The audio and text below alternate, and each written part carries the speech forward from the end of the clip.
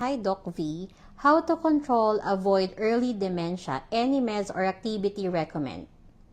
Okay, dementia. Yeah, marami akong pasyente dito na may dementia eh. And the problem is, mas marami ng tao ngayon meron dementia. And pabata ng pabata mo nakikita cases. Diba? Compared to when I started practicing, more than 20 years ago. Mas marami akong nakikita. And it's actually related to lifestyle din eh. Dementia is basically a metabolic disease. Right? If you go back to the studies, way back in the 1990s, researchers were able to show through functional imaging studies of the brain na yung, Alzheimer's, people with Alzheimer's dementia, yung brain cells nila, they act like they're diabetic. So it's basically, some experts are calling it as diabetes type 3 of the brain.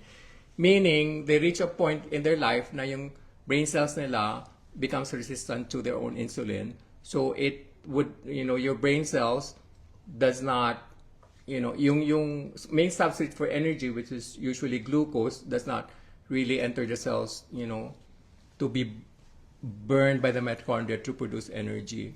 So since yung brain cells mo is deprived of energy, so namamatay yung mga brain cells eventually. So there are studies suggesting that if you're carrying the ApoE4 gene, which actually confers the highest risk for dementia, then you should try your best not to develop metabolic problems like hypertension or obesity or prediabetes and diabetes. Kaya ang daming tao ngayon meron dementia kasi in the earlier part of their life they develop these conditions. And essentially all chronic diseases are, they're caused by three main factors: insulin resistance, chronic inflammation, so mitochondrial dysfunction, and usually they coexist together. So a healthy diet that's devoid of too much starch and sugar. Kasi if you're spiking your insulin all the time, kasi you're eating a lot of carbohydrates all throughout the day, your brain will not be able to clean out itself.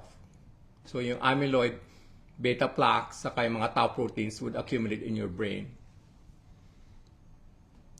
And at the same time, if you think about insulin resistance, meaning yung energy, hindi na pumapasok na sa brain cells mo, nangyayari yun sa lahat ng cells ng katawan mo, pati yung brain cells.